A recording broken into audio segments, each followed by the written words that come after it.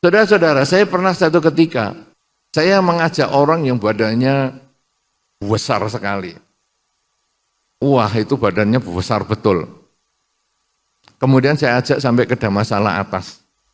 Kemudian saya suruh lihat ke bawah, ke candi dan sebagainya. Saya ngomong sama beliau, Pak, lihat di bawah itu, truk cuman kelihatan kecil.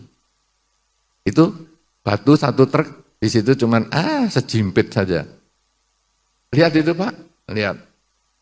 Lihat orang-orang itu kecil-kecil semua, lihat. Sekarang Bapak mau sombong? Bisa. Sekarang Bapak mau sombong.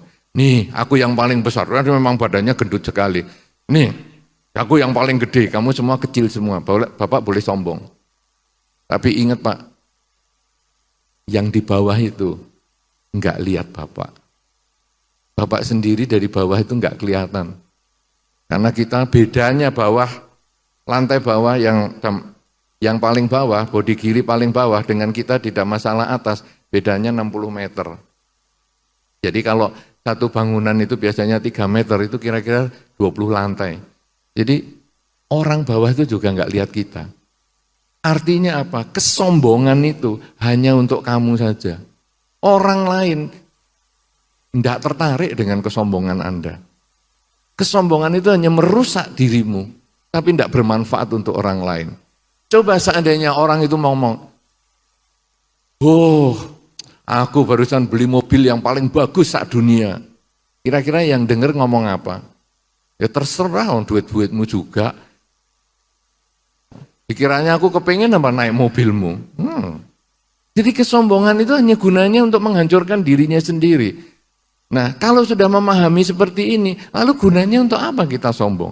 Saya berbuat baik, itu kan sebetulnya kembali ke diri kita. Jadi bukan kamu harus terima kasih dong karena saya sudah berbuat baik. Bukan. Nah, ini yang kadang-kadang keliru di dalam masyarakat itu. Bahwa ketika saya berbuat baik, maka orang itu harus berbuat baik juga sama saya. Bukan. Ketika saya berbuat baik, maka sesungguhnya orang itu adalah sarana saya untuk berbuat baik.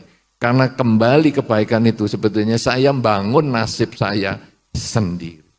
Kalau sudah bisa begitu, baru kesombongannya berkurang. Tapi kalau belum bisa begitu, renungkan saja kata-kata ini. Sampai akhirnya Anda memahami bahwa sesungguhnya orang lain itu sangat berjasa untuk mengembangkan diri Anda. Bukan Anda yang berjasa untuk mereka. Walaupun orang-orang tadi, para pendiri itu membangun wihara, membangun sekolah, membangun apa saja. Kalau nggak ada yang datang, apa gunanya bangunan? Nggak ada. Tapi ada yang datang, berarti kita harus terima kasih sama yang datang. Kalau sudah terima kasih yang datang, apa gunanya kita sombong? Karena kita tanpa mereka, kita bukan apa-apa.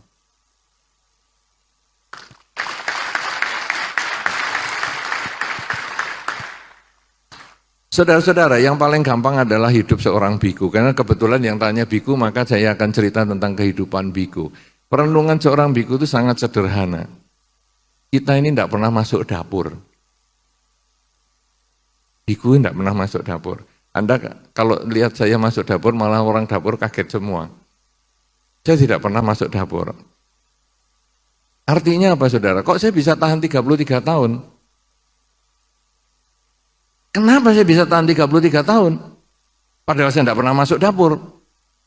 Karena orang menyediakan makan untuk saya.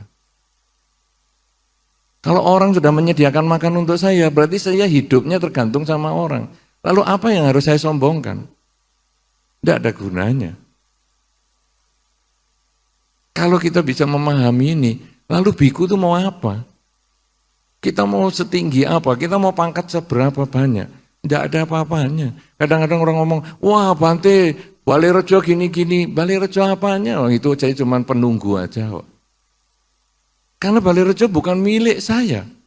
Ketika saya meninggal, saya juga tidak akan memiliki tempat itu.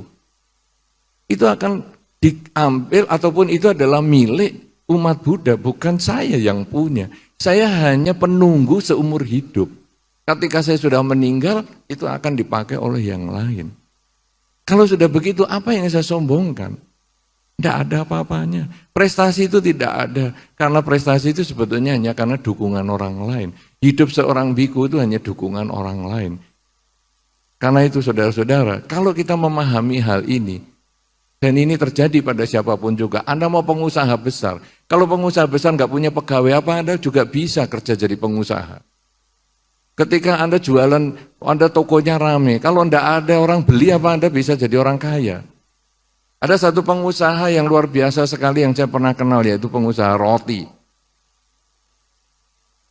Saya kenal dan dia membuat kamarnya para karyawan dan karyawatinya itu sama seperti kamarnya yang punya. Sama bagusnya, sama mewahnya. Cuman bedanya kalau yang punya itu satu kamar cuman suami istri, kalau itu satu hall isinya beberapa pegawai dengan keranjang susun. Tapi ada TV parabola, ada internet dan ada segalanya. Kemudian kalau kebetulan ada salah satu pegawai yang menikah, semua ini naik bis yang sama dengan bosnya untuk pergi ke pernikahan di desa. Saudara-saudara, saya tanya kepada bos itu, kenapa kamu menyediakan fasilitas seperti itu dan kenapa kamu kok sampai nganter para karyawan itu ke desa dengan naik bis yang sama, padahal kamu mobilnya mewah sekali. Dia mengatakan, saya ini pengusaha roti, jam 3 pagi adonan pertama sudah mulai dikerjakan. Saya masih tidur, mereka yang kerja. Mereka itulah yang membuat saya kaya seperti hari ini. Tanpa mereka, saya bukan apa-apa. Karena itu saya tidak punya hak untuk menindas mereka.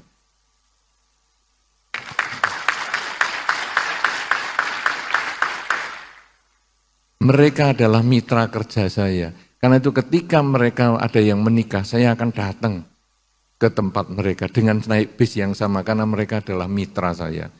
Coba saudara, orang ini memahami dengan baik bahwa sesungguhnya bukan diri sendiri yang membuat kita sukses, tapi kita karena dukungan orang lain.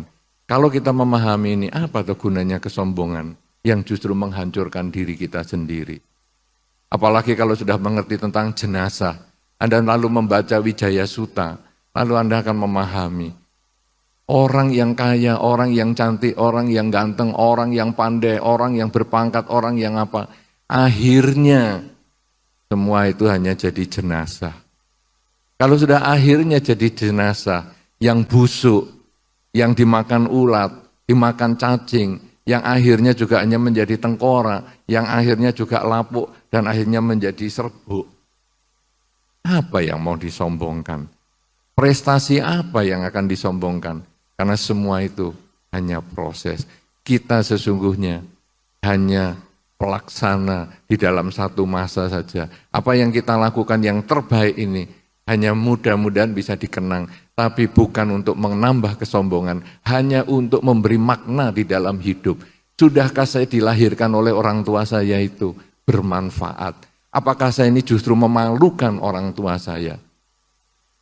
Ketika saya menjadi biku, saya meminta izin kepada orang tua. Dan orang tua saya tidak sulit untuk melepas, saya hanya ngomong. Orang menjadi biku kan menjadi orang baik. Menjadi orang baik, kok ditangisi? Kalau saya menjadi penjahat, apa kamu lebih senang? Ya sudah, kamu jadi biku. Kata-kata itu yang merupakan janji bagi saya. Bahwa saya menjadi biku, saya harus menjadi baik. Kemudian saya menerima dana makan dari orang. Berarti saya juga harus baik sama orang. Karena kalau saya bisa jalani dengan baik menjadi biku, maka orang yang berdana kepada saya akan merasakan manfaatnya. Kalau sudah demikian ini, kita lalu menyadari hidup kita sangat tergantung orang lain. Contoh saya adalah sebagai biku, tapi siapapun di antara Anda, tadi juga Bante Teja sudah sampaikan, kita semua tergantung sama orang lain. Anda lahir kalau nggak tergantung ibu Anda, siapa yang melahirkan Anda? Puser Anda itu adalah tanda bahwa ibu Anda mengandung. Apakah Anda kenal dengan ibu Anda atau tidak, itu tidak urusan. Tapi puser Anda, itu adalah hubungan Anda dengan ibu Anda. Siapa di sini yang tidak punya wudel? Iya toh? Semua punya pusat, berarti semua punya ibu. Apakah Anda kenal ibu atau tidak, itu enggak pusing. Tetapi itu jasanya ibu yang sudah membuat Anda terlahir sebagai manusia. Jasanya ibu dan bapak yang membuat Anda terlahir sebagai manusia dan mengenal dharma. Kalau sudah demikian, Itu mereka yang berjasa. Anda sekolah, ada gurunya. Anda menjadi biku, Anda menjadi pengusaha, Anda menjadi apa. Semua itu ada orang lain yang mendorong Anda untuk maju. Karena itu kesombongan hanya menghancurkan diri sendiri, tidak bermanfaat untuk orang lain. Berjuanglah terus, jadilah pelaku sejarah, tapi jangan pernah sombong. Karena tidak ada manfaatnya dan itu tidak dibawa ke alam yang selanjutnya. Terima kasih.